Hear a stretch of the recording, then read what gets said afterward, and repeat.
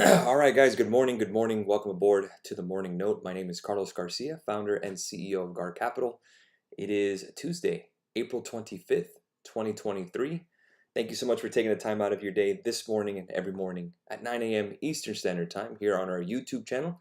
If you haven't already, there's a black logo in the bottom right-hand corner of your screen. Click on that, turn on notifications, subscribe to our channel. Make sure to hit that like button if you like these videos. And let's go ahead and get started. Still trying to get to 10,000 subs. We're right at 8,600. So again, it'd be really appreciated if you just press that subscribe button and we can add more to the tally. Let's go ahead and get to it. Dow futures down about 77 points.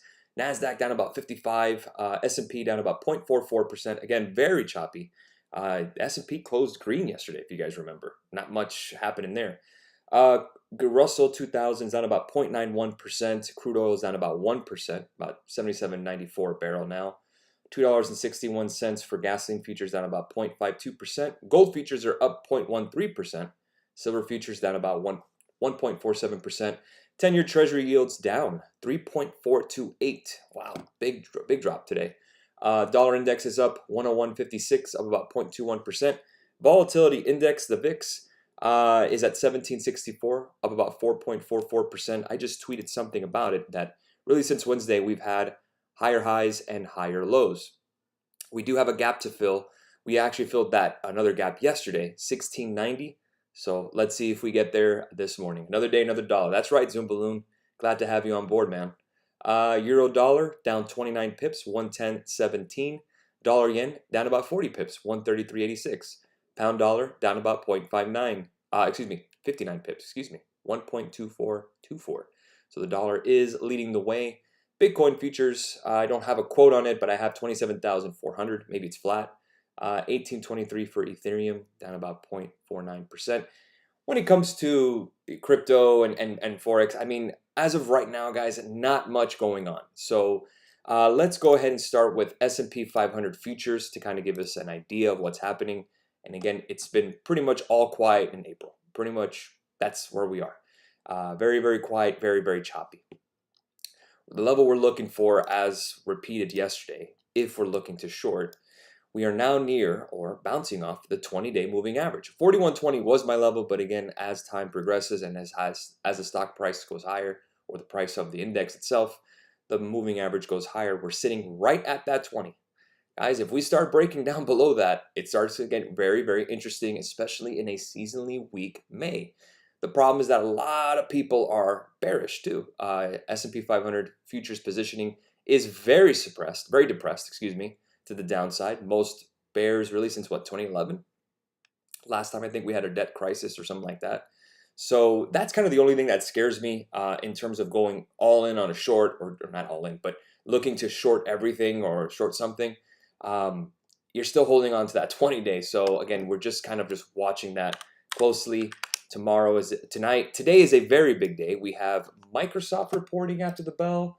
We have Alphabet reporting after the bell. We just got home prices in February from January above expectations, 0.2%. That just was printed. Henry just gave me that information. Thank you, man. Taking a look at NASDAQ. How about the NASDAQ's below the 20? Possible double top. Remember we talked about how important that 100-week moving averages. NASDAQ didn't even get that close. The S&P rejected it, but NASDAQ did not get that close yet. So we still got a little more to go in terms of being a little more bullish. But as of right now, it really is a holding pattern, starting to drift lower to the downside as we get into May. But again, I repeat, the only problem is that everyone is expecting that. What happens when everyone expects something? The opposite happens, right? So we're just going to have to wait it out for now. We do have earnings. Let me go ahead and go over it. There was a lot of earnings reported today. McDonald's, 3M, GM, UPS. I retweeted as much as I saw. Spotify as well, PepsiCo. So if you are interested in that, feel free to go to our Twitter page. It is free, at GAR Capital. We have a blue check mark, so you know it's ours. Unlike Instagram, which won't give me a blue check mark, and it's a bunch of bots out there, but whatever, I digress. Today we have Microsoft, Alphabet, and Visa, and Chipotle after the bell. I'm not really kind of thinking about trading those like we learned with Tesla last week. We can wait for the reaction and trade it. So let's see. In the morning tomorrow, Boeing, Humana, Hilton, Hess, ADP, Thermo Fisher, General Dynamics, those kind of names. And other than Boeing is not really, that's the only stock I really look at. But again, Microsoft and Alphabet being the key ones. Visa, we're going to see how the consumer is doing. Are they still spending? That's very, very important. But Alphabet and Microsoft, since they're such a big part of the S&P 500 index and of course NASDAQ, we're going to keep an eye on that very, very closely. So let's go ahead and chart both. We're going to go to Microsoft first. Let's go ahead and get back to here. Microsoft on a 2-year basis, we are trading now at 280.43, let's just say it. I have a green line here. That was the last time we had some kind of resistance or support that was used, and you can see we bounced off that. So we are below the 20. We're kind of hanging by a thread. If we break below 276.17, 270 would be the next target, but I don't want to touch it. We will see what we get when we open, but if we break above 292, let's say they have a great number, we do have a gap to fill here at 295. So expect if they do have a great report, 295 would be the actual target in terms of the gap fill. And if we have a bad reaction from that, then it would be below 276 and we'll probably get to 270. You're talking about a big, wide range of around, what, $25 on this stock. That's about, let's say, 8% of a range. Not much for us to do there. So again, we're going to keep an eye on it and see where we go from there. Let's go to Alphabet, and Alphabet right now is pretty much flat, a little red, 106.39. Need to get above 108.78. There's another gap fill here at 110.81. Good news is that you're above the 20, you're above the 200.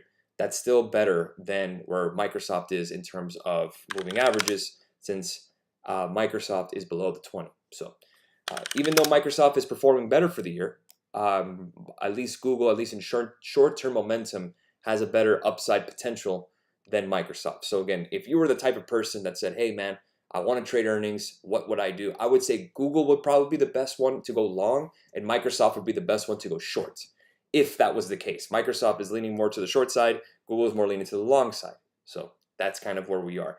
Not enough to want to go ahead and risk any capital on these two. I think we're just going to wait it out. We traded AMD yesterday. Well done, team. We caught it for 40% on that one. And what we did was play the put side. Well, we expected to continue to get weaker as we were targeting 85.54. We got to the lowest print, I think it was 86.21, 86.29. Had the 86 puts. Got a little bounce this morning, but still, I mean, yesterday, you can see a little bit red, but just a little bit of a bounce. Not much in terms of AMD until you get below 85.56. If we do break below that, then I would start taking a look at possible shorts again. If not, if we can hold 85.56, let's see where we get from there. But here is the problem. Let's go to the daily. Again, below the 20, below the 50. The 200 is at 78. If you are looking for more downside, there is a gap to fill at 75.19. We need to get at least 80 for us to play that. That's a long way away. Would it happen? Possibly, but they do not report earnings this week. So I think it's probably next week that AMD reports. So you can see that 50-day moving average there. But a nice closing candle, shooting star, doji, whatever you want to call it.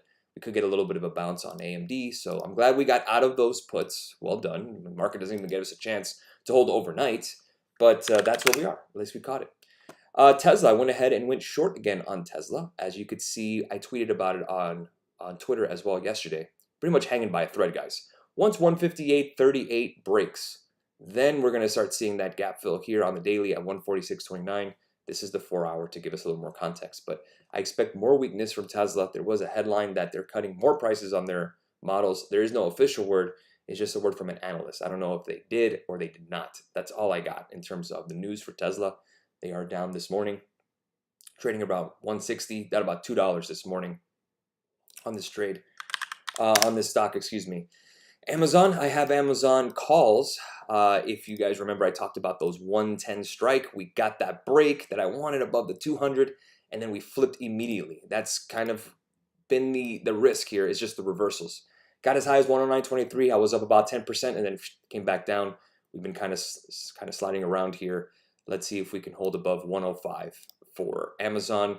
They do report earnings on Thursday. So what I expect is a little bit of a run up into earnings. I can get out of here if we retest that 109.23, maybe take some profit, leave a runner, and see what Amazon does. But that's where I'm at. That's where I'm at this morning in terms of the market.